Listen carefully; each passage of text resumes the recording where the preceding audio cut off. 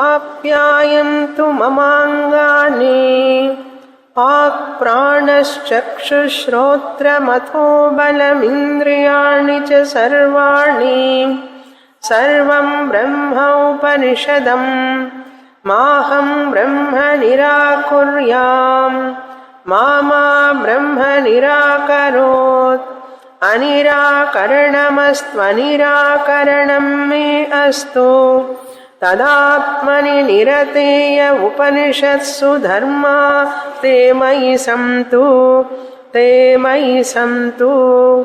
ఓం శాంతి శాంతి శాంతి.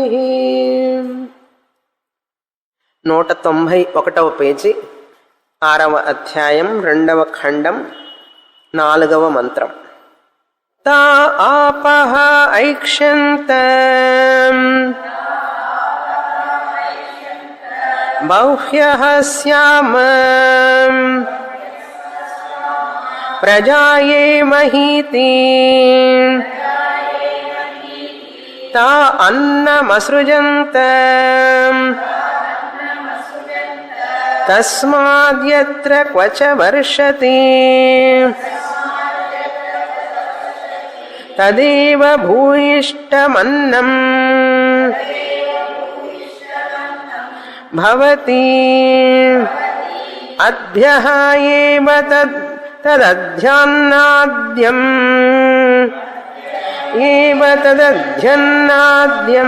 జాయతే. ఉద్దాలక శ్వేతకేతువుతో సృష్టి క్రమాన్ని గురించి మాట్లాడుతున్నారు. ఈ సృష్టి ఎలా జరిగింది, ఈ సందేహం ఉంటుంది అందరికీ. ఈ చంద్రుడు ఏమిటి, సూర్యుడు ఏమిటి, సముద్రం ఏమిటి, కొండలేమిటి, ఇవన్నీ ఎలా పుడుతున్నాయి, ఎక్కడి నుంచి వస్తున్నాయి, వీటి స్వరూపం ఏమిటి, వీటికి కారణం ఏమిటి అనే సందేహం అందరికీ ఉంటుంది. కానీ ఈ ప్రశ్నకి సమాధానం దొరుకుతుందని ఆశ లేక వదిలిపెట్టేస్తాం చాలామంది.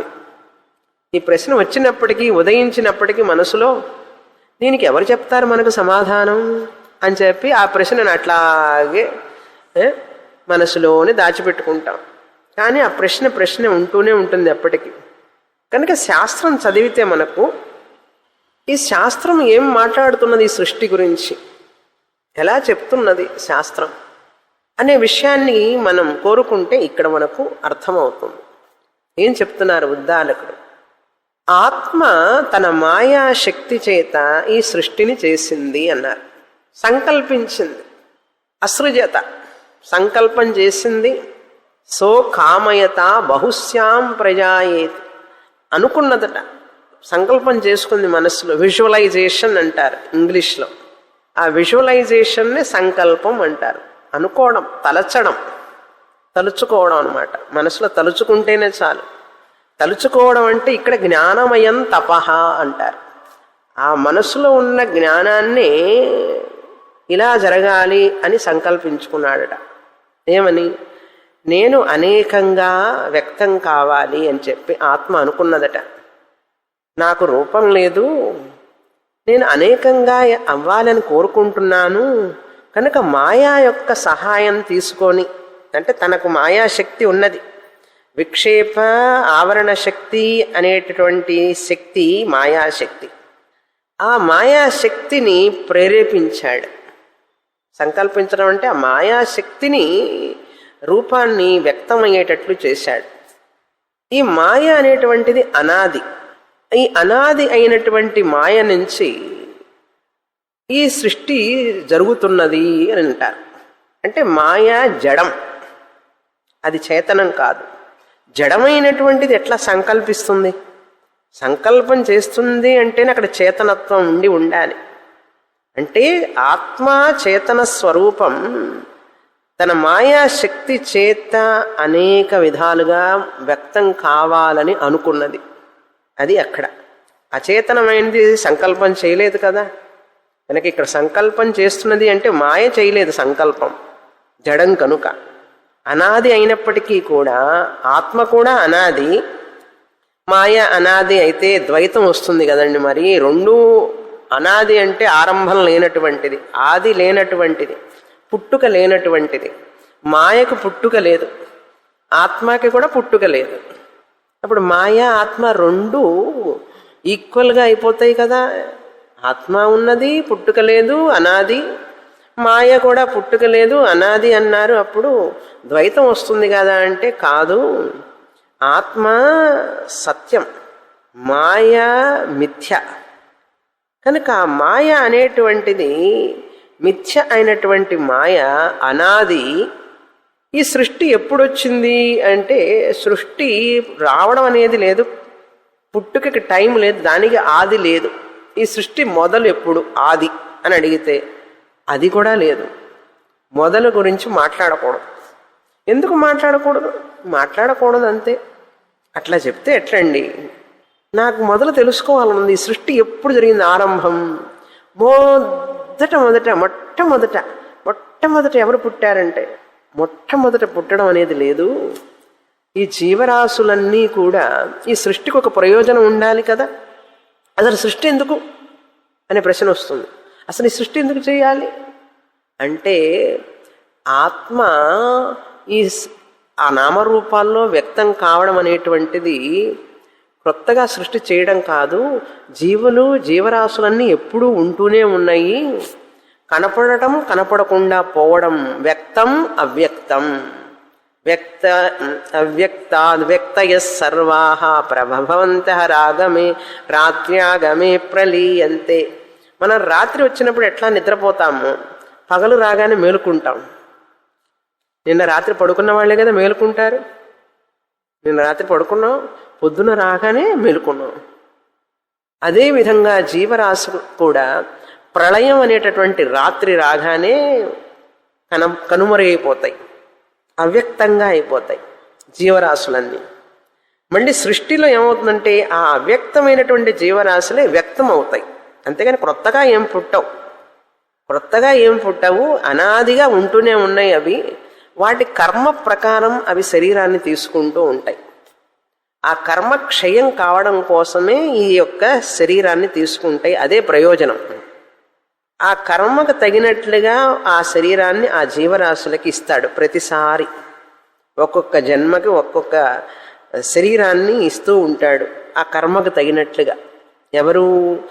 మాయా సహితం బ్రహ్మ ఈశ్వర, ఆయన ఈ శరీరాన్ని ఇస్తాడు. అది ఈ సృష్టి యొక్క ప్రయోజనం ఏమిటంటే జీవరాశులు సుఖదుఖ రూపంలో వాళ్ళ కర్మని అనుభవిస్తున్నాయి. సుఖదుఖ రూపంలో జీవరాశులు వాటి కర్మను అనుభవించడం కోసం ఈ శరీర రూపంలో వ్యక్తం అవుతాయి. ఆ కర్మ అయిపోగానే మళ్ళీ శరీరాన్ని వదిలిపెట్టి అవ్యక్తంలోకి వెళ్ళిపోతాయి. మళ్ళీ శరీరాన్ని తీసుకుంటాయి, వ్యక్తం అవుతాయి. అంతేకాని క్రొత్తగా సృష్టి పుట్టడం అనేది లేదు, మొదలు సృష్టి అనేది లేదు. ఈ సృష్టి అనేది చక్రం అన్నారు, చూసారా? ఇది ఒక చక్రం, దీనికి మొదలు లేదు, చివర లేదు. ఇది చక్రం లాంటిది అన్నమాట. వ్యక్తం అవ్యక్తం, వ్యక్తం అవ్యక్తం, వ్యక్తం అవ్యక్తం, అంతే. అది మనం తెలుసుకోవాలి. ఇలా చెప్తూ ఉద్దాలకుడు ఏమంటున్నాడంటే, నాయన మొదట ఏం సృష్టి చేశాడు అంటే పంచభూతాలు రెండు కనపడవు, ఆకాశము వాయువు కనపడదు. అందుకని అగ్ని జలం పృథివీ 3 తీసుకున్నారు ఇందులో. ఏమండి 5 పంచభూతాలతో చెయ్యాలి కదా సృష్టి, 5 భూతాలు సృష్టించాలి కదా ముందంటే కాదు. తైత్రీయోపనిషత్తులో 5 చెప్పినప్పటికీ కూడా ఈ 2 మనం చేర్చుకోవాలి. ఆ 2 కనపడవు కనుక పెద్దగా చెప్పలేదు ఇక్కడ. అగ్ని జలం నీరు పృథివీ ఈ 3 చెప్పారు, ఆ 2 చేర్చుకోవాలి మనం అని చెప్పాను క్రిందటి వారం. ఆకాశం వాయు అంటే సూక్ష్మ ఆకాశం సూక్ష్మ వాయు మనం సప్లై చేసుకోవాలి. ఇక్కడ మనం ఏం మాట్లాడుతున్నామంటే అగ్ని నీరు భూమి ఈ 3 గురించి మనం చెప్పుకుంటున్నాం. ఇప్పుడు మొదట ఆత్మ చైతన్యం మాయ ఈ 2 కలిసి అగ్నిగా అంటే ఆకాశం వాయువుగా అయి తర్వాత అగ్నిగా అయినాయి. తర్వాత ఆ అగ్ని ఈ చైతన్యము ఉన్నది అగ్నిలో, మాయాతత్వము ఉన్నది అగ్నిలో. సూక్ష్మ అగ్ని పుట్టింది. సూక్ష్మం అంటే కంటికి కనపడదు, కంటికి కనపడనటువంటిది పుట్టింది. తర్వాత కంటికి కనపడేటట్లు అవుతుంది లేటర్. ఆ సూక్ష్మమైన అగ్ని పుట్టి ఆ అగ్ని నుంచి అగ్ని సంకల్పం చేసిందట, నేను కూడా అనేకంగా అవ్వాలనుకొని నీరుగా మారిందట. నీరు అనే పేరుతో కనపడింది అగ్ని. మళ్ళీ ఆ నీరు అనుకున్నదట, నేను కూడా అనేకంగా కావాలనుకొని మళ్ళీ భూమిగా అయిందట. ఈ చేతనం మాయాయే అగ్ని, నీరు, భూమి అని ఇంతవరకు చూసాం పోయిన వారం. ఇక్కడ పృథివీని ఏమన్నారంటే అన్నం అన్నారు మంత్రంలో. అన్నం అనే పేరుతో చెప్పారు. ఇప్పుడు మూల కారణం ఎవరు అని తెలుసుకోవాలి మనం. కారణాలు ఉపాదాన కారణం, నిమిత్త కారణం అని రెండు కారణాలు. కారణం అంటే బంగారం కారణం గొలుసుకి, దారం కారణం వస్త్రానికి, ఈ బల్లకి కారణం చెక్క కారణం. అదేవిధంగా ఈ సృష్టికి కారణం ఎవరు అని అంటే పోయిన వారం ఏం చెప్పాను, మన తల్లిదండ్రులు మనకు కారణం అయితే మనం కార్యం అవుతాం, ప్రోడక్ట్స్. మన తల్లిదండ్రులకి వాళ్ళ తల్లిదండ్రులు ఉన్నారు కదా, వారు కారణం మన తల్లిదండ్రులకి. తాతలు, ఆ తాత అమ్మమ్మ కారణం మన తల్లిదండ్రులకి. అప్పుడు మన తల్లిదండ్రులు ఏమవుతారు? కార్యం. అంటే మన తల్లిదండ్రులు మూల కారణం కాదు. మన దృష్టితో చూస్తే వాళ్ళు మనకు కారణం, వాళ్ళ అమ్మ నాన్నల దృష్టితో చూస్తే వాళ్ళు కార్యం. ఆ కారణాన్ని ఏమంటారంటే కారణం కార్యము, వాళ్ళు రెండైనారు. అప్పుడు వాళ్ళ అమ్మ నాన్నల దృష్టితో చూస్తే అంటే మన అమ్మ తాతయ్య దృష్టితో చూస్తే మన అమ్మ నాన్న ఏమవుతారు? కార్యం. మన దృష్టితో చూస్తే కారణం. అంటే ఇప్పుడు వాళ్ళు కారణం కార్యం రెండైనారు కదా.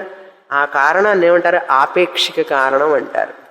ఆపేక్షిక కారణం, రిలేటివ్ కాజ్ అంటారు ఇంగ్లీష్లో. ఆత్యంతిక కారణం కాదు, అబ్సల్యూట్ కాజ్ కాదు, ఆత్యంతిక కారణం కాదు. ఆత్యంతిక కారణం అంటే ఏమిటి అంటే ఎప్పుడూ కారణమయ్యే అయ్యుండి కార్యం కాకుండా ఉండేదే ఆత్యంతిక కారణం. ఎప్పుడూ కారణంగానే ఉంటూ ఎన్నటికీ కార్యం కాకుండా ఉంటే అది ఆత్యంతిక కారణం. ఆత్యంతిక, దానికి మరొక పేరు పెట్టింది శాస్త్రం అంటే మూల కారణం. మూల కారణం ఎన్నటికీ కార్యం కాకుండా ఎప్పటికీ కారణంగానే ఉంటూ ఆత్యంతిక కారణంగా ఉండే కారణాన్ని మూల కారణం అన్నారు.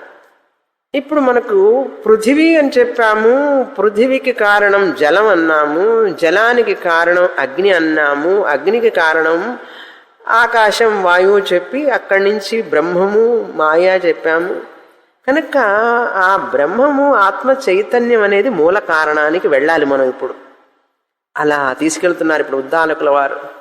ఇవన్నీ ఆపేక్షిక కారణాలు, నిజంగా కారణాలు కాదు. కార్యం కూడా కారణం కూడా. కనుక మనకు కావాల్సినది ఏమిటి? మూల కారణం. అమ్మల కన్న ఎమ్మ ముగురమ్మల మూలపుటమ్మ కావాలి కదా. ఆ కారణం కోసం మనం ఇప్పుడు ప్రయత్నం చేస్తున్నాం. ఇప్పుడు మనకు ఆత్యంతిక కారణం, ఆపేక్షిక కారణం అంటే తెలిసింది. కార్యానికి పేరు ఉపాదాన కారణం అని పేరు. ఇప్పుడు కార్యం ఒక ప్రోడక్ట్ చెయ్యాలి అంటే కారణం రెండు విధాలు. ఆపేక్షికం ఆత్యంతికం అనేది ఒక పద్ధతి. అది ఒక యాంగిల్లో చూసి మనం చెప్పాం, రిలేటివ్ కాజ్, అబ్సల్యూట్ కాజ్. ఇప్పుడు బంగారం చేసే ఆయన, బంగారం గొలుసు చేసే ఆయన తెలివితేటలు ఉండాలి కదా. బంగారం గొలుసు చేయాలంటే మీరు నేను చేయలేం, మనం కొండ కూడా చేయలేం. ఈ కొండను చెయ్యాలి అంటే కొండ చేసేవాడు తెలివిగల్లవాడై ఉండాలి. మనం పట్టుకుంటే కొండ షేప్ రాదు, ఏదో షేప్ వస్తుంది. చాలామంది మైసూర్పాకు చేస్తే షేపు లేకుండా ఉంటుంది, లడ్డు చేస్తే షేప్ ఉండదు, చపాతీ చేస్తే షేపులు ఉండదు, వాటికి ఏముండదు.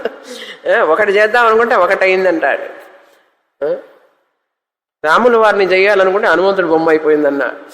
అట్లా కాకుండా తెలివితేటలు ఉండాలి. నిమిత్త కారణం అంటారు ఇంగ్లీష్లో, ఇంటెలిజెంట్ కాజ్ అంటారు. Intelligent cause.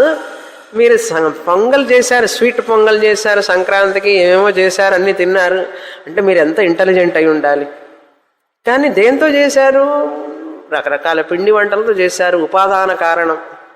మీరేమో ఇంటెలిజెంట్ కాదు, ఉపాదానం తీసుకున్నారు. గోధుమ పిండియో బియ్య పిండో శనగపిండో ఉపాదానం తీసుకొని కదా చేశారు. అవన్నీ ప్రోడక్ట్స్. అది ఉపాదాన కారణం అంటారు. దీనికి ఎందుకు ఉపాదాన కారణం అంటే ఉపాదీయతే, తీసుకోవడం అన్నమాట. ఉపాదీయతే ఇది ఉపాదాన కారణం. తీసుకుంటాం, ఒక పదార్థాన్ని తీసుకొని కదా కలుపుతాం పిండిని, అది ఉపాదాన కారణం. తర్వాత అన్ని ప్రోడక్ట్స్ చేస్తాం దానితోనే. మురుకు, ఆ షేపు ఈ షేపు అన్ని రకాల షేపులు చేసి తింటామో తినమో తర్వాత ఆ దేవుడికే తెలియాలి, రకరకాలుగా చేస్తాను కదా. అందుకని ఉపాదాన కారణం మెటీరియల్ కాజ్ అంటారు.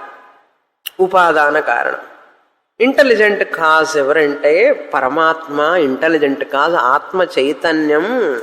తానే ఉపాదాన కారణం, తానే నిమిత్త కారణం. మాయ ఉపాదాన కారణాన్ని తీసుకొని ఆత్మ చైతన్యం తన ఇంటెలిజెంట్ని ఉపయోగించి ఆ మాయని, ఆ శనగపిండి మాయని రకరకాల బూందీ షేపులో చేస్తుందన్నమాట. రకరకాల షేపుల్లో, రకరకాల రూపాల్లో. ఉపాదాన కారణం అంటారు. రెండు కారణాలు తెలిసినాయా? నిమిత్త కారణం, ఉపాదాన కారణం. ఇందాక చెప్పిన సెట్ వేరు. ఆపేక్షిక కారణం, ఆత్యంతిక కారణం. అది అట్లా ఉంచండి, ఒక సెట్. ఇప్పుడేం చెప్పాను? నిమిత్త కారణం, ఉపాదాన కారణం, అనదర్ సెట్. ఇంకొక సెట్ ఉంది. ఈ ఉపాదాన కారణమే రెండు రకాలు. ఉపాదాన కారణమే రెండు రకాలు. పరిణామీ ఉపాదాన కారణం, వివర్త ఉపాదాన కారణం. ఉపాదాన కారణమే రెండు రకాలు. పరిణామీ ఉపాదాన కారణం, వివర్త ఉపాదాన కారణం. ఉదాహరణకి పాలు పెరుగు కావడానికి పాలు పెరుగుగా మారిపోతుంది, పరిణామం చెందుతాయి. పెరుగు వచ్చిందంటే తర్వాత మనకు పాలు దొరకవు, పెరుగే ఉంటుంది.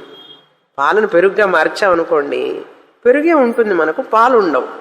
కనుక పరిణామం చెందింది పాలు పెరుగుగా.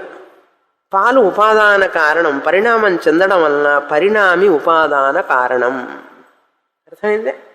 రెండవది ఏంటి? వివర్త ఉపాదాన కారణం అన్నాం. అదే ఉపాదాన కారణం రెండవ రకం. తాడుని పాముగా చూస్తే తాడు పాముగా కనపడటం. తాడు చీకటిలో పాముగా కనపడింది.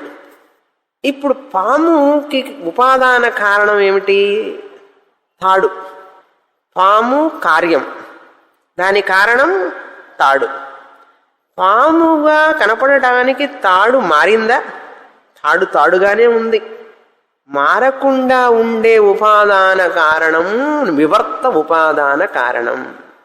మారకుండా ఉండే ఉపాదాన కారణం వివర్త ఉపాదాన కారణం. ఈ తాడు పాము ఉదాహరణ చెప్పాను. ఇంకొక ఉదాహరణ కూడా మనం కల కనటాన్ని చూసారా? నిద్రపోయేటప్పుడు నేనే కల కంటాను. కలలో ఎన్నో చూస్తాం. వర్షంలో తడిసిపోతాం, నిప్పొచ్చినప్పుడు కాలుతుంది, జారి పడతాం, కింద ఎన్నెన్నో జరుగుతున్నాయి. కానీ ఏం మార్పు చెందకుండా నేను ఎన్నో విధాలుగా మారాను కలలో. అంటే జాగ్రత్తలో ఉన్నటువంటి ఈ పురుషుడు, నిద్రపోయే వ్యక్తి మారకుండా ఎన్నో విధాలుగా కనపడ్డాడు. అప్పుడు కలకి నేను వివర్త ఉపాదాన కారణాన్ని. నేనంటే ఎవరు? ఈ అహంకారం, బాడీ మైండ్ కాంప్లెక్స్, ఈ మనస్సు కలకి ఉపాదాన కారణం, వివర్త ఉపాదాన కారణం.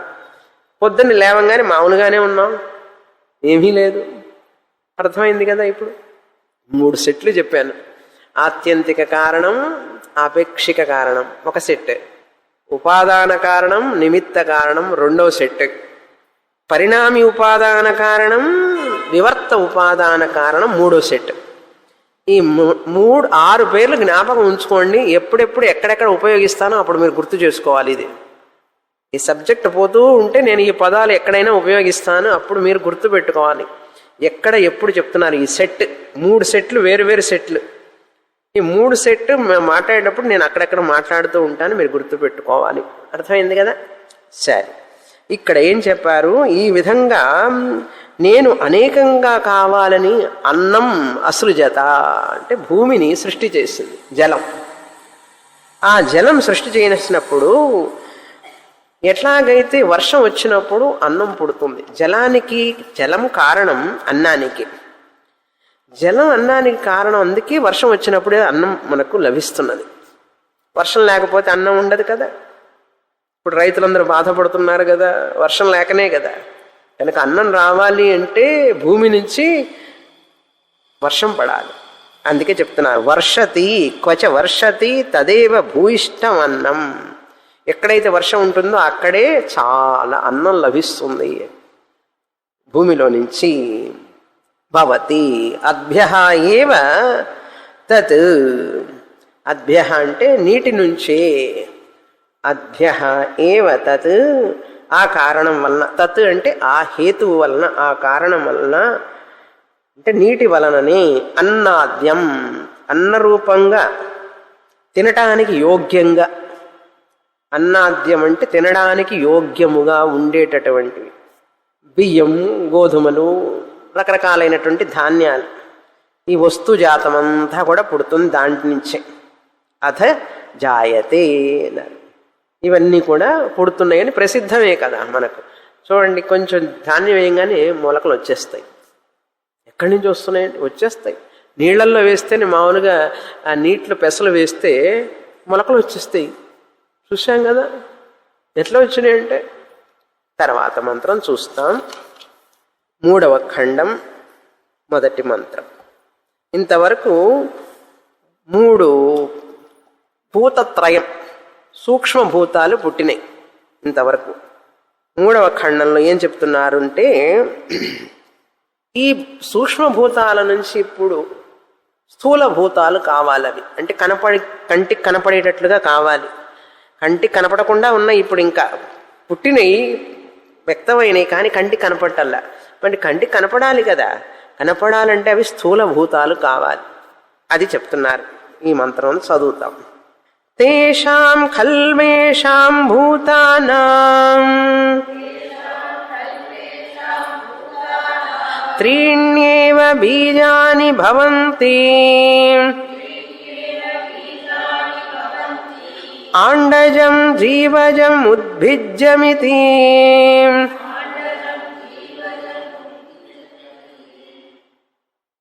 ఆండజం జీవజం ఉద్భిజ్యం.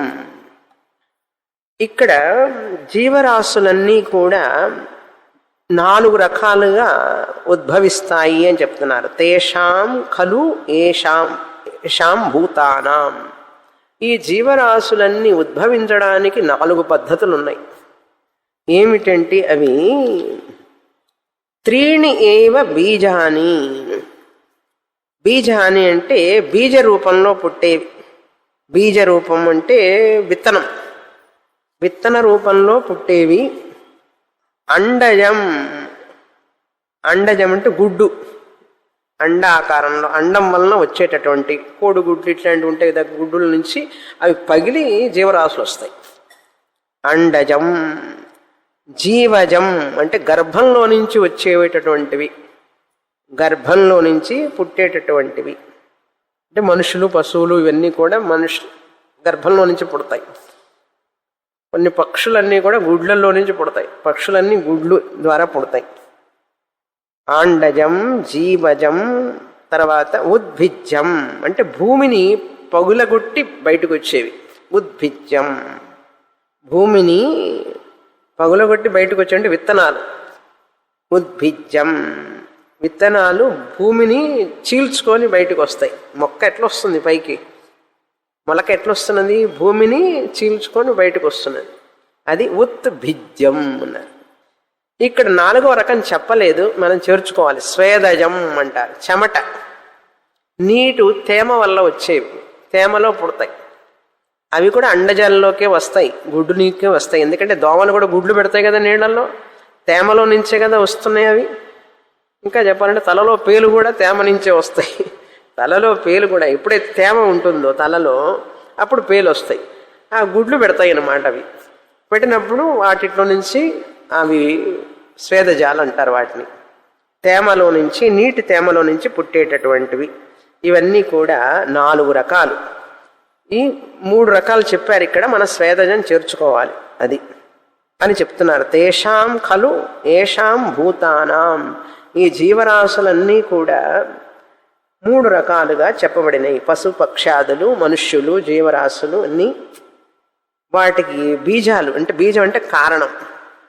కారణం ఏమిటంటే వాటికి ఒకదానికి గుడ్డు, ఒకదానికి గర్భం, ఒకదానికి తేమ, అట్లా అన్నమాట కారణాలు. ఈ విధంగా ఇవన్నీ వచ్చినాయి. ఉద్భిజ్యం అంటే స్థావరమైనటువంటివన్నీ వస్తాయి. చెట్లు స్థావరంగా ఉండేవి అని అర్థం, కదలకుండా ఉంటాయి. అటువంటివన్నీ కూడా ఉద్భిజ్యం అంటారు. స్థిరంగా భూమి మీదనే కదలకుండా ఉండేటటువంటి చెట్లు మొదలైనవి. తెలుగులో చెప్పాలంటే అచ్చ తెలుగులో తరు గుల్మమ్ములు అంటారు. తరు అంటే చెట్టు. ఇటువంటివన్నీ వచ్చినాయి అన్నారు. సరే, వస్తే మాకేమిటండి అన్నారు. ఇంకా వస్తుంది సృష్టి, నువ్వు పుట్టాలి కదా, తర్వాత ఎలా వస్తావు చెప్తున్నారు. తర్వాత మంత్రం చదువుతాం. సేయం దేవతైక్షత హంతాహమిమా స్త్రిస్రో దేవతాః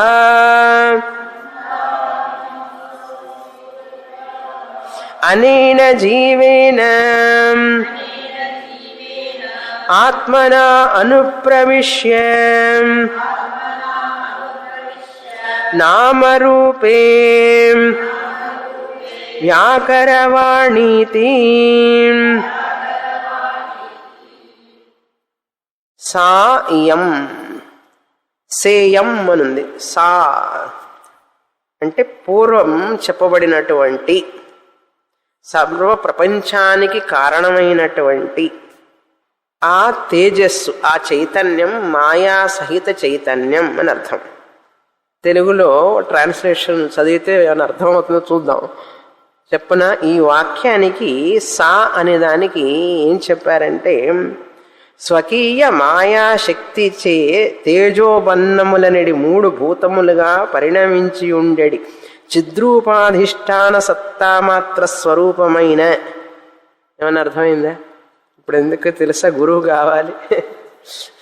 ఇప్పుడు ఇది ఒక్కొక్క పదానికి చెప్పాలి. తేజోబన్నం. తేజోబన్నం అంటే తేజస్ అంటే అగ్ని, అప్ అంటే నీరు, అన్నం అంటే భూమి. ఈ మూడింటిని కలిపి తేజోబన్నం అన్నారు.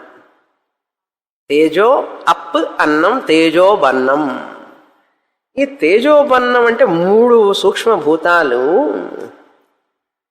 వాటి మాయా శక్తి చేతనే కదా వచ్చినాయి. అగ్ని మాయా చైతన్య అధిష్టానం కంటే వేరుగా లేదు. మాయా సహిత చైతన్యమే అగ్నిగా మారింది. మాయా సహిత చైతన్యమే అగ్నిగా మారినదే జలంగా మారింది. ఆ మాయా సహిత చైతన్యమే జలముగా మారినటువంటిదే తర్వాత భూమిగా మారింది. ఇలా అర్థం చేసుకోవాలి. అదే చైతన్యం పేరు మారుతూ వస్తున్నది. ఒకే శనగపిండిని మీరు రకరకాల షేపుల్లో చేసినట్లే. తర్వాత ముందు ఏం చేశారు, బూందీ చేశారు. ఆ బూందీనే మళ్ళీ పాకంలో వేశారు.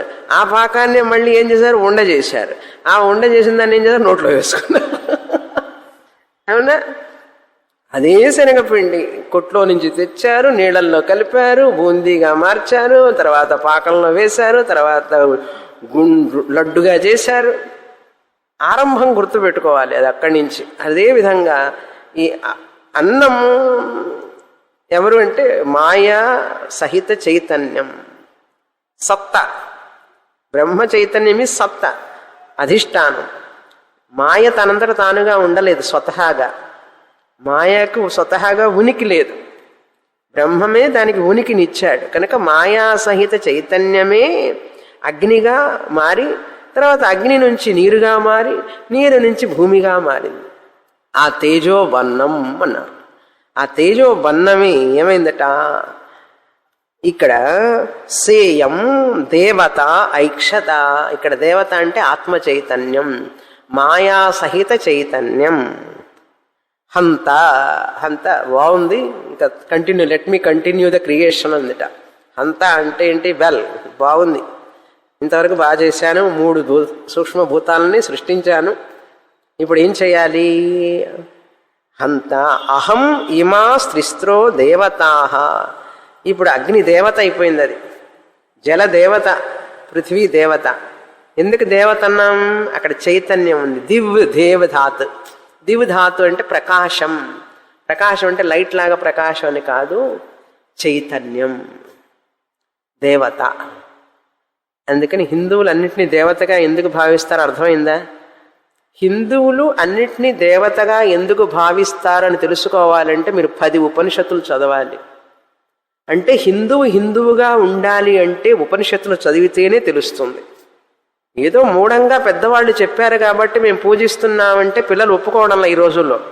ఏమిటి అన్నీ దేవుడు అంటావు నువ్వు అని అడిగితే తల్లి తండ్రి నోరు వెళ్ళబెడుతున్నారు. నోరు వెళ్ళబెట్టడం అంటే ఏమిటి అర్థం? చెప్పలేకపోతున్నారు. సూర్యుడికి దండం పెడతావేమిటి? పైత్యం. ఆయన సోలార్ ఎనర్జీ అంటాడు కొడుకు. సముద్రానికి నమస్కారం చేస్తావేమిటి? నదికి నమస్కారం చేస్తావంటే ఏం చెప్పగలుగుతున్నారు మీరు? చెప్పండి. మీరు ఎదురు ప్రశ్న వేసుకోవాలి మీరే. అవును, ఎందుకు నమస్కారం పెడుతున్నాను? దేవతగా భావిస్తున్నాను అందుకని పెడుతున్నాను అనుకుంటున్నారు కదా. ఎందుకు దేవతగా భావిస్తున్నాను? మీ ప్రశ్న మీ పిల్లలే వేస్తున్నారు ప్రశ్న. ఎందుకు దేవతగా భావించాలి? అదేమిటి మ్యాటర్? That is matter. దేవతగా ఎందుకు భావించాలి? పూజ ఎందుకు చేయాలి? నిధుల్లో పూలు వేస్తావేంటి? రూపాయలు వేస్తావేమిటి? నీకేమైనా పిచ్చి పట్టిందా అంటాడు పిల్లవాడు. ఈ తల్లి అనలేక, వాడిని ఎదిరించలేక, వాడికి సమాధానం చెప్పలేక, తనకు తెలియక మనసులో కొద్ది రోజులకి ఏముంది పిచ్చి మూఢనమ్మకాలు, మా పిల్లవాడు బాగా చదువుకున్నాడు, వాడు పెద్దవాడు అయిపోయినాడు, అందుకని వాడంతా సైంటిస్ట్ అయిపోయినాడు అని చెప్పి ఈ పిచ్చి తల్లి చిన్నగా ఈ ఆలోచనల్ని వదిలిపెట్టేస్తుంది. ఏది? పూజలు చేయడం, ఈ నదుల్లో రూపాయలు వేయడం, సముద్రానికి నమస్కారం చేయడం, సూర్యుడికి నమస్కారం చేయడం. ఎందుకంటే పిల్లవాడు పెద్దవాడైపోయినాడు కదా ఇప్పుడు. అందుకని మా అబ్బాయి అంత చదువుకున్న అబ్బాయికి నేను ఇట్లా ఉంటే ఇప్పుడు ట్రెడిషనల్గా బాగుండదని చెప్పి ఈవిడగా మారిపోతున్నది. ఆ నమ్మకాలన్నీ పోతున్నాయి. అలా పోవడం సరి అయినదా? తాను చదువుకొని పిల్లలకి చెప్పడం సరి అయినదా? మీరే చెప్పండి. ఇప్పుడు మీకు నాకు మధ్యలో ప్రమాణం ఏమిటి అంటే శాస్త్రం. హిందువులు ఎందుకు అన్నింటినీ దేవతగా చూస్తారు అని మనం చెప్పాలంటే 100 మంది 1,00,000 మంది వచ్చినా కూడా నేను సమాధానం చెప్పగలిగే స్థితిలో ఉన్నప్పుడే నేను నిజమైన హిందువుని. అలా చెప్పలేనప్పుడు నామకే వాస్తి హిందువు నేను. చెప్పగలగాలి, కన్విక్షన్తో చెప్పాలి. ఎస్, మాకన్నీ దేవుడే ఇక్కడ. ఎందుకు? సత్తా రూపంలో, చైతన్య రూపంలో అంతటా ఆయనే ఉన్నాడు కనుక మేము అన్నిటినీ ఆరాధిస్తాం. భగవంతుడు ఎక్కడ లేడు, అందుకని అన్నీ ఆరాధిస్తాం. ఇలా చెప్పగలగాలి. అలా చెప్పలేనప్పుడు ఏమవుతారంటే కన్వర్షన్ అయిపోతారు, మిగతా మతాల్లోకి మారిపోతారు. మారిపోయి వాళ్ళు ఆ మతాల పిచ్చిపట్టి అవి పాటిస్తారు. ఇటువంటి గొప్ప జ్ఞానాన్ని నష్టపోతారు. వాళ్ళ తరాల పిల్లలు కూడా ఈ గొప్ప జ్ఞానాన్ని నష్టపోతారు. అంటే మనం చేసే నిర్వాకం, మనం చదువుకోక, మనం పిల్లలకి చెప్పక, వాళ్ళు వేరే విధంగా మారిపోతూ ఉంటే మనం చేసే గొప్పతనం ఏమిటయ్యా అంటే ఇది మనం ఇచ్చిన ఆస్తి వాళ్ళకి. అలా చెయ్యకూడదు. ఆ పదం యొక్క అర్థం చూడండి. దేవతాహ ఇమాహ స్త్రిస్రో దేవతాహ. ఈ 3 దేవతలు, అగ్నిదేవత, జలదేవత లేక వరుణదేవత, పృథ్వీ దేవత. ఎందుకు దేవత? వీళ్ళలో చైతన్యమే ఉంటూ ఉన్నది. దేవ అంటే చైతన్యం. ఆ చైతన్యమే మాయా సహిత చైతన్యమే అగ్నిగా మారింది. ఆ మాయా సహిత చైతన్యం అగ్ని నీరుగా మారింది. ఆ మాయా సహిత చైతన్యం నీరే భూమిగా మారింది. భూదేవత. తిస్రో దేవతాహ. అర్థమైందా ఇప్పుడు? అందుకని భూమాతకి నమస్కారం చేస్తాం. ఎందుకంటే చైతన్య స్వరూపం, సద్రూపంగా ఆ బ్రహ్మ చైతన్యం ఉన్నది కనుక నమస్కారం చేస్తాం. క్రింద కాలు పెడితే పొద్దున్నే ఎందుకు నమస్కారం చేయాలి? సముద్రవసనే దేవి పర్వతస్థన మండలే విష్ణుపత్ని నమస్తుభ్యం పాదస్పర్శం క్షమస్వమే అంటాం. అందుకని చిన్నప్పుడు మనకి ఇవన్నీ చెప్తే అర్థం కాదని చెప్పి పెద్దవాళ్ళు చేసేవి మనం పాటిస్తాం. అది పెద్దవాళ్ళ మీద మనకు విలువ ఉండేది, మనం పాటించేవాళ్ళం. ఇప్పుడు పిల్లలు అట్లా పాటించాలని రూల్ ఏం లేదు. అందుకని ఇప్పుడు మీరు చదువుకోవడం ఎంత అవసరమో తెలిసిందా? మీరు ఏదో టైం పాస్కి వచ్చి చదువుకోవడం లేదు. ఈ శాస్త్రాన్ని, ఈ గొప్ప శాస్త్రాన్ని ఎవరు రక్షిస్తారు? లేకపోతే ఎలా? ఇదే లేకపోతే కనుమరుగైపోతుంది. ఇట్లాగే మనం చదువుకొని, మనం అర్థం చేసుకొని, మనకు తెలిసింది 10 మందికి చెప్పాలి. అలా చెప్పినప్పుడే దీని విలువ తెలుస్తుంది. లేకపోతే ఎంతకాలం మూఢంగా చేస్తూనే ఉంటారు దేవత దేవత అని. దేవతో దేవతాహ అనేన జీవేన ఆత్మన, అనేన జీవేన ఆత్మన జీవుడిగా నేను ఇందులో ప్రవేశిస్తాను అన్నాడు. అనేన ఈ దీనితో అని అర్థం. అనేన జీవేన జీవుడిగా, ఆత్మన ఆత్మభావ రూపమైన జీవరూపంలో జీవస్వరూపముతో, తిస్రో దేవతాహ అంటే 3 దేవతలు. ఎవరు? 3 అయినటువంటి దేవత అంటే తేజోబన్నం. తేజోబన్నం అంటే గుర్తుపెట్టుకోవాలి ఇప్పుడు మీరు, ఏదో బన్ను బన్ను కాదు. తేజోబన్నం అంటే అగ్ని, నీరు, పృథివీ. తేజోబన్నం. తేజ అప్ అన్నం తేజోబన్నం. అప్ అన్నం బన్నం అవుతుంది. అది పాకార బకారం అయిపోతుంది. పు ప్లస్ ఆ పా పా బా అవుతుంది. తేజోబన్నమును రూపముగా ఆ మహాభూతాలు ఉన్నాయి కదా, తన్మాత్రలు. ఆ తన్మాత్రలైనటువంటి సూక్ష్మభూతాలు దేవతలను గూర్చి ఈ ఆత్మచింతన చేసిందట. అనేన ఈ మాయాశక్తి ఉపాధి కల్పితమై ఉండెడి అంటే మాయాశక్తి ఉన్నది కదా, వీటిలో కూడా ఉపాధిగా ఉన్నది కదా మాయాశక్తి. దానితో ఆత్మన అంటే ప్రతిబింబ చైతన్యముగా నేను కనపడాలి అనుకున్నదట ఆత్మ. ఆత్మన అంటే ఆత్మభావ రూపమైన. ఆత్మభావ రూపం అంటే ఏమిటి? తన రూపమే ప్రతిబింబించేటట్లుగా జీవుల్లో. ఇప్పుడు ఇంకా నెక్స్ట్ క్రియేషన్ చెయ్యాలి అనుకున్నదట. అనేక జీవులుగా నేను ప్రతిబింబించాలి అనుకున్నదట. ఇప్పుడు అద్దం ముందు నిల్చుంటే 10 అద్దాలు ఉన్నాయి. 10 అద్దాల ముందు ఇట్లా ఉంటే అద్దాల మీద బింబం పడుతుందా లేదా? అందులో ప్రతిబింబం. అదేవిధంగా అనేక జీవరాశులు మీడియంస్ ఉన్నాయి అనుకోండి. ఈ 3 భూతాలు అనేక జీవులుగా మార్చాలి వాటిని. ఇప్పుడు వాటికి శరీరాలుగా మార్చాలి. మార్చి నేను వాటిలో ప్రతిబింబించాలి. ప్రతిబింబించినప్పుడు ఏమవుతుందంటే అవి జీవరాశులు అవుతాయి. నేను చైతన్యాన్ని ఇస్తాను, సత్తుని ఇస్తాను వాటికి. అవన్నీ పనిచేయడం మొదలు పెడతాయి అని ఎవరు అనుకున్నారు? ఆత్మ అనుకున్నది. అనుకొని ఈ 3 సూక్ష్మభూతాల ద్వారా ఈ జీవరాశులకి శరీరాలను ఇచ్చి ఆ శరీరాల్లో నేను ప్రతిబింబించాలి అనుకున్నదట. ఆత్మన ఆత్మరూపంగా అంటే ప్రతిబింబ చైతన్యంగా, జీవేన జీవస్వరూపముతో జీవుడిగా, అనుప్రవిశ్య ప్రవేశించి, అనురూపముగా ప్రవేశించి. అనుప్రవిశ్య అంటే వాటిట్లో ప్రవేశించి, నామరూపే నామరూపములుతో నామరూపములను వ్యాకరవాణి వ్యాపిస్తాను. ఆ నామరూపాల్లో నేను వ్యాపిస్తాను. వ్యాకరవాణి. అందుకనే వ్యాకరణం అని ఎందుకు పేరు వచ్చిందంటే, వ్యాకరణం అంటే విస్తారించేది వ్యాకరణం, వ్యాపించేది వ్యాకరణం. వ్యాకరణ సూత్రాలన్నీ కూడా విస్తారంగా అయినాయి అన్నమాట. వ్యాపించడం. ఎట్లా వ్యాపించినాయి అంటే, గమ్మని ధాతు ఉంది సంస్కృతంలో.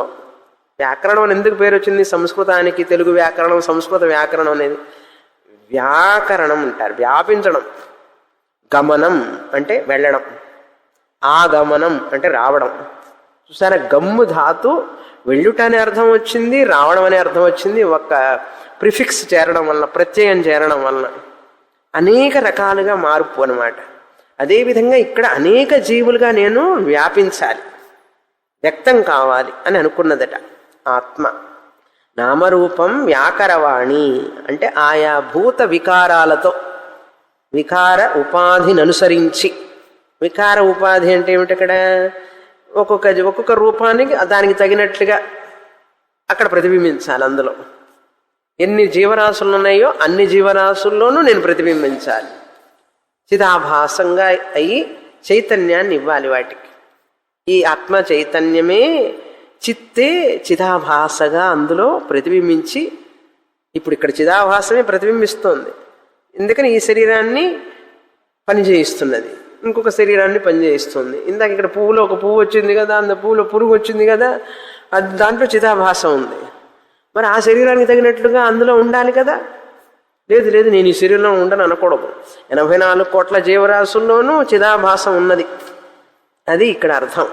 వ్యాకరవాణి అని చెప్పి ఐక్షత, అన్ని జీవరాశుల్లో ఆ రూపాల్లో వ్యక్తమయ్యేటట్లుగా వాటిగానే వ్యక్తం అయితే నేనైతే చైతన్యాన్ని ఇస్తాను వాటికి. చూసారా, అందుకని చీమ, నల్లి, బల్లి, పిల్లి అన్నీ కూడా చైతన్యంతో కదులుతున్నాయి ఆ రూపాలలో.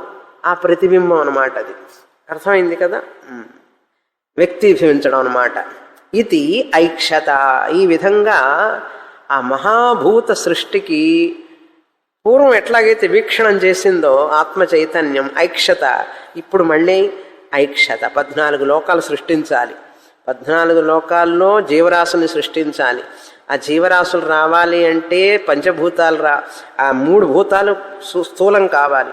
స్థూలం అయితేనే త్రివృత్కరణం అంటారు. అది ఎట్లా అనేది చెప్పబోతున్నారు. తర్వాత మంత్రం చదువుతాం. తాసాం త్రివృతం త్రివృతం ఏకైకాం కరవాణీతి సేయం దేవతాః ఇమాస్త్రిస్రో దేవతాః అనేనైవ జీవేన ఆత్మనా అనుప్రవిశ్య నామరూపే వ్యాకరోత్. ఆ భూతాలు వాటిగా ఉన్నప్పుడు అవి కంటికి కనపడవు. సూక్ష్మంగా ఉన్నప్పుడు అవి తన్మాత్రలు అంటారు. తన్మాత్ర అంటే తానుగానే ఉన్నది. ఇప్పుడు ఆ భూతాలతో ఈ జీవరాశుల శరీరాలు ఉపాధిని కల్పిస్తే గాని ఈ చైతన్యం అందులో ప్రతిబింబించదు. ఈ శరీరాలను ఇవ్వాలి. ఇప్పుడు అద్దం లేకుండా మీ ప్రతిబింబ ముఖం కనపడుతుందా? మీరు ఎంత అందంగా ఉన్నా కూడా అద్దం లేకుండా మీ ముఖం కనపడదు కదా. అదేవిధంగా చైతన్యం ఆత్మ ప్రతిబింబించాలి అంటే మీడియం కావాలి. అద్దం మీడియం ఎట్లా కావాలో ఇక్కడ కూడా శరీరం అనే మీడియం కావాలి. ఈ శరీరం మీడియంలో వస్తేనే జీవుడు రిఫ్లెక్ట్ అవుతాడు అక్కడ. ఆ జీవుడు ఆ కర్మను అనుభవించడానికి అందులో వాళ్ళు ఉత్పత్తి అవుతారు. అప్పుడు ఏం చేయాలంటే ఈ పంచభూతాలని స్థూలంగా మార్చాలి. ఈ 3 భూతాలు ఉన్నాయి చూసారా, స్థూలంగా మార్చాలి. సూక్ష్మంగా ఉన్న వాటిని అవి స్థూలంగా మార్చాలంటే ఏం చేయాలి అంటే, స్థూల భూతాలుగా చేయాలంటే ఈ అగ్ని తన తత్వాన్ని సగం ఉంచుకొని తన తత్వంలో ఉన్న 2 భాగాలు, ఇప్పుడు 3 ఉన్నాయి కదండి. ఒక అగ్ని ఉన్నదనుకోండి, ఇట్లా దాన్ని సగం చేస్తే హాఫ్ ఏమో అగ్ని ఉంటుంది. ఈ హాఫ్నేమో మళ్ళీ సగం చేస్తే ఎంత ఉంటుంది? 1/8, 1/4, 1/4, 1/4, 1/4. ఈ 1/4 ఏం చేస్తుందంటే నీటికి ఇస్తుంది తన యొక్క తత్వాన్ని. ఈ 1/4 1/4 ఏం చేస్తుందంటే భూమికి ఇస్తుంది. అప్పుడు అగ్ని సగమే కదా ఉంటుంది. కాదు, నీరు కూడా ఏం చేస్తుందంటే తన సగభాగం తను ఉంచుకొని ఇంకో సగభాగంలో 1/4 అగ్నికి కొంచెం పృథివీకి కొంచెం ఇస్తుంది. పంచుకోవడం అనమాట, షేర్ చేసుకుంటున్నాయి. అదేవిధంగా భూమి ఏం చేస్తుందంటే తన సగభాగాన్ని ఉంచుకొని మిగతా సగభాగాన్ని ఏం చేస్తుంది? నీటికి అగ్నికి ఇస్తుంది. తత్వబోధలో చూసాం, పంచీకరణం అంటాం. అక్కడ 5 భూతాలు కనుక పంచీకరణం, ఇక్కడ 3 భూతాలు కనుక త్రివృత్కరణం అంటారు. ఈ త్రివృత్కరణం అని గ్రాసిఫికేషన్ అంటారు. ఈ సూక్ష్మభూతాలు స్థూల భూతాలుగా మారినాయి ఇప్పుడు. అది చెప్పారనమాట.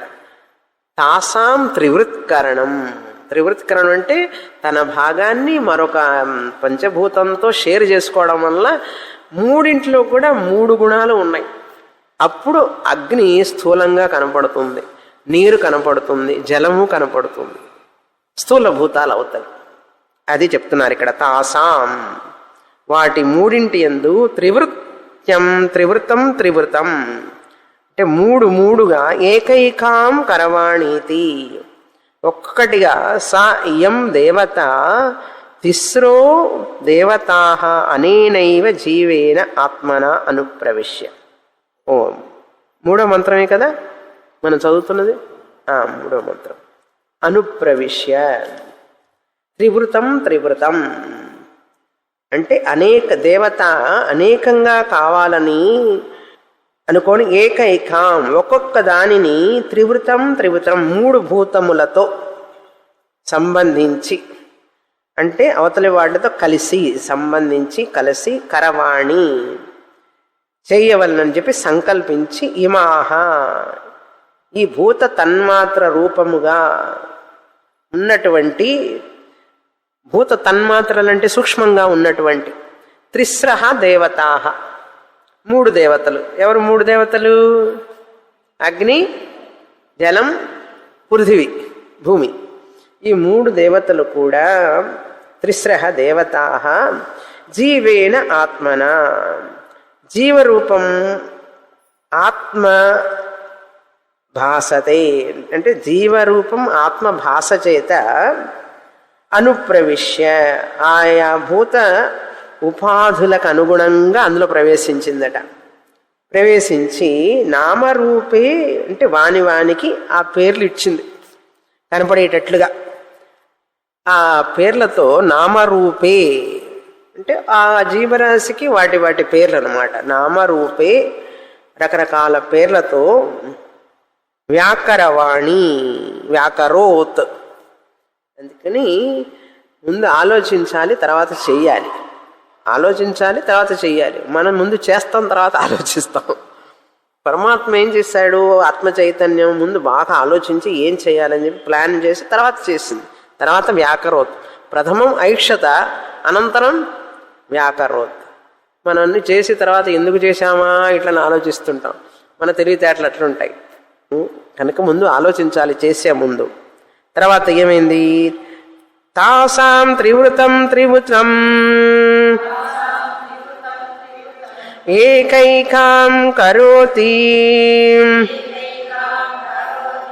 యథా తు ఖలు సౌమ్యం ఇమా సృష్ట్రో దేవతాః త్రివృత్రేకైకా భవతి తన్మే విజానీహి. ఈ 4వ మంత్రంలో తండ్రి చెప్తున్నాడు ఏమని? ఈ విధంగా భాగం పంచుకున్న తర్వాత అదే పంచభూతాలైతేనేమో 1:8 అని చెప్పి 4. అందుకని తత్వబోధలో చూసుకోండి. అది ఇక్కడైతే హాఫ్ అయిపోతే 1/4 అంటే 3 డివిజన్లే ఇక్కడ. అక్కడలాగా కాకుండా కనుక స్థూల అగ్ని ఇప్పుడు వచ్చినాయి. స్థూల అగ్ని, స్థూల జలం, స్థూల పృథివీ వచ్చినాయి. ఈ స్థూల జలం, స్థూల పృథివీ అయిన తర్వాత ఏం చేసినాయి అంటే ఇక్కడ భూతత్రయం కారణం అయింది. ఈ భూతత్రయం నుంచి స్థూల భూతాల నుంచి భౌతిక ప్రపంచం వచ్చింది. భౌతిక ప్రపంచం. అప్పుడు స్థూల భూతాలు 3 కారణమైతే భౌతిక ప్రపంచం ఏమవుతుంది? కార్యం అవుతుంది. తర్వాత ఈ స్థూల ప్రపంచాన్నించి ఈ స్థూల ప్రపంచంలో ఏమున్నాయి?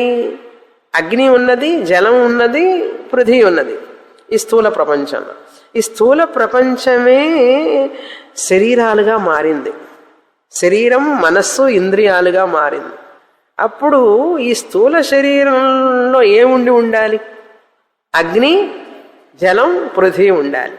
ఆ అగ్ని, జలం, పృథివీ కార్యం గనక వాటిట్లో కారణం ఏమిటి? ఆత్మ చైతన్యం, మాయ. అర్థమైందే? దాని కారణం అందులో ఉంటుంది. తర్వాత దీని కారణం మళ్ళీ కార్యంలో కనపడుతుంది అని అర్థం. ఇప్పుడు మనకు అగ్ని, నీరు, జలం, పృథివీ ఎట్లా తెలుస్తాయి ఈ శరీరాల్లో అని చెప్పబోతున్నారు. అగ్నికి ఒక రంగు, జలానికి ఒక రంగు, పృథివీకి ఒక రంగు. 3 రంగులు. అగ్నికి ఎరుపు, జలానికి తెలుపు, భూమికి నలుపు. ఎక్కడెక్కడ ఉంటే అక్కడక్కడ ఈ 3 భూతాలు ఉన్నట్లు గుర్తు.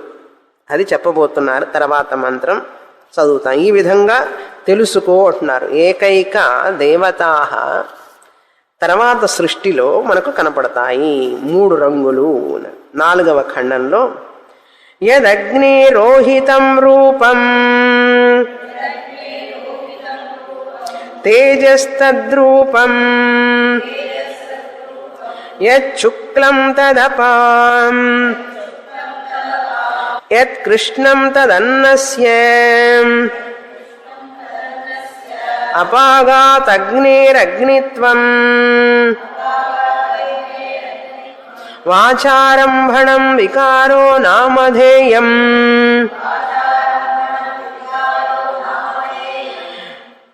త్రీణి రూపాణి ఇత్యేవ సత్యం.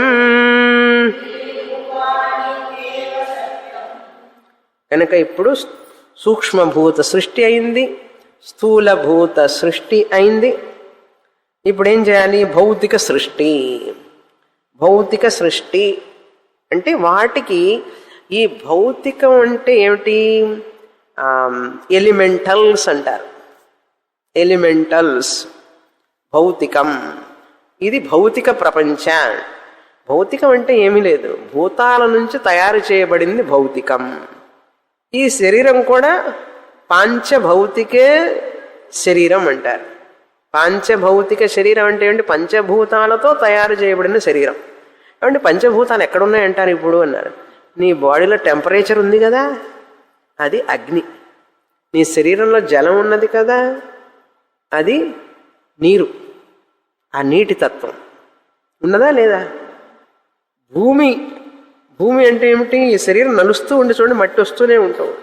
ఈ శరీరం మట్టితో తయారు చేయబడింది భూమి. ఇంకా వాయువు చెప్పాలి, గాలి ఉన్నది కదా. తోలుతిత్తి ఇది, తూటులు 9. ఇందులో తోలుతిత్తులో గాలి ఉన్నది. ఆ ఫుట్బాల్లో ఒక్క బెజ్జం అది దాని ద్వారా గాలి పంపిస్తారు. అది తీసేస్తే గాలి పోతుంది. మనకు 9 బెజ్జాలు ఉన్నాయి, 9 రంధ్రాలు ఉన్నాయి, అయినా గాలి పోకుండా లోపల ఉంది. విచిత్రంగా లేదు? బయటికి పోకుండా లోపల ఉన్నది, గాలి ఉన్నది కదా. ఈ శరీరం ఉండడానికి చోటు ఉన్నది కదా, స్థలం అంటే ఆకాశం ఉన్నది కదా. ఇప్పుడు ఆకాశము, వాయువు, అగ్ని, వేడి. వేడి లేకపోతే ఏముంది? చల్లబడిపోయిందండి, తీసుకుపోండి అంటారు. శరీరం చల్లబడిపోయింది అంటారు. వేడి ఉన్నది, తర్వాత నీరున్నది, భూమి ఉన్నది. ఇప్పుడు పంచభూతాలతో చేసిందే కదా. ఎలా తెలుస్తుంది అంటారంటే తెలుస్తున్నది కదా. ఇక్కడ ఏ ఏ వస్తువులలో ఏ ఏ రంగు కనపడితే ఆ భూతం ఉన్నది పంచభూతాల్లో అని చెప్పి తెలుసుకో అంటున్నారు. అందుకనే 2 భూతాలు చెప్పలేదు, కారణం వాటికి రూపం లేదు కనుక. ఇప్పుడు ఒకటి ఎరుపు రంగు. యత్ అగ్నేహే రోహితం రూపం. రోహితం అంటే ఎరుపు రంగు, లోహితం అంటారు. లోహితం అన్నా రోహితం అన్నా ఒకటే అర్థం. రలయో రభేద. ఎరుపు రంగు. తేజస తద్రూపం. ఆ ఎరుపు రంగే అగ్ని యొక్క రూపం. అందుకే చూడండి, అగ్ని ఎట్లా ఉంటాడు? ఎర్రగా ఉంటాడు, అవునా? తర్వాత యత్ శుక్లం తదపాం. శుక్లం అంటే తెలుపు. ఏదైతే తెలుపు, ఎక్కడెక్కడ తెలుపు ఉంటే అది జలతత్వం అని తెలుసుకోవాలి. జలతత్వం అని తెలుసుకోవాలి. యత్ కృష్ణం. కృష్ణం అంటే నలుపు. తదన్నస్య. అది పృథివీ యొక్క రంగు అని తెలుసుకోవాలి. అంటే ప్రతి దాంట్లో 3 తత్వాలు ఉంటాయండి. ఎందుకంటే అన్ని 3 భూతాల ద్వారానేగా చేయబడింది కనుక ఆ 3 ఈ 3 రంగులు ఉంటాయి. ఎక్కడెక్కడైతే నీకు 3 రంగులు కనపడుతున్నాయో అవన్నీ కూడా 3 భూతాలతో చేయబడినవని తెలుసుకో అన్నారు. అలా తెలుసుకోవాల్సిందే కానీ నువ్వు నేరుగా ఇక్కడ అది చూస్తా ఇది చూస్తాను అనకూడదు. వాటి రంగులు చూపిస్తున్నారు. అపాగాదేర్ అగ్నిత్వం. ఆ 3 గనక లేకపోతే అగ్ని అగ్నిగా ఉండదు. అగ్నిత్వం. అగ్ని అనేది పేరే, అది ఒక వాచారంభణం, పేరు మాత్రమే. వికారం నామధేయం. నీ పెదవుల మీద ఆడుతున్నటువంటి పేరే అగ్ని అనేటువంటి పేరు. ఈ 3 రూపాలే అగ్ని అనేది ఉండడానికి కారణం. అర్థమైంది కదా. ఎందుకంటే అగ్ని కూడా పంచుకుంది కదా. పృథ్వీ తత్వం ఉంది అందులో, జలతత్వము ఉన్నది అగ్నిలో, అగ్నితత్వం జలంలో ఉన్నది, పృథ్వీతత్వం ఉన్నది. పృథ్వీలో అగ్నితత్వం జలతత్వం మూడు ఉన్నాయి. 3 రంగులు ఉండడం వలన ఆ పేరు వచ్చింది వాటికి. అవి గనక లేకపోతే అగ్ని లేదు, జలము లేదు, పృథివీ లేదు. కానీ ఈ పేరు అనేది పెట్టాం మనం, అగ్ని జలం పృథివీ అని పేరు. ఇంకా వినాలి, ఇంకా అర్థం చేసుకోవాలి, ప్రయత్నం చేస్తాం. పూర్ణమదః పూర్ణమిదం పూర్ణాత్ పూర్ణముదచ్యతే పూర్ణస్య పూర్ణమాదాయ పూర్ణమేవావశిష్యతే. ఓం శాంతి శాంతి శాంతి. హరి ఓం. శ్రీ గురుభ్యో నమః. హరి ఓం.